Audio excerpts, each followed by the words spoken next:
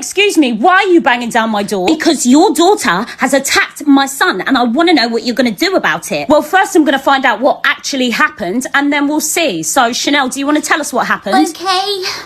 Well, basically what happened was, so your son is Daryl, right? Well, unless you've attacked more than one child today, yes, he is. Yes, Daryl. So, Mum, he's 12, almost 13. This kid is almost a teenager. Anyway, he gets his kicks coming out and bullying everyone. So basically, me and Emily was playing outside because Emily was showing me all the cool things she got for her birthday because she's 9. So Daryl came over while we were playing outside and he was all like, "Hey, you little rat! You're not supposed to be out here when I'm out here," because Emily's mum tells her to come inside if Daryl comes outside because he's such a menace. Anyways, so she was all like, "Oh, I need to go inside." And I was like, "You don't need to go inside. He doesn't own the area." And he was like, "Shut up, you fat little rat." And I was like, is it fat or little? Firstly, make up your mind. And secondly, is rat the only animal you know? Then he got angry and he started turning red. And he knew that he wasn't going to get a rise out of me because I find if you laugh at Daryl, he just goes away. Anyways, so he started turning on Emily and he was like, "You're ugly and you're dumb and no one likes you." And she started crying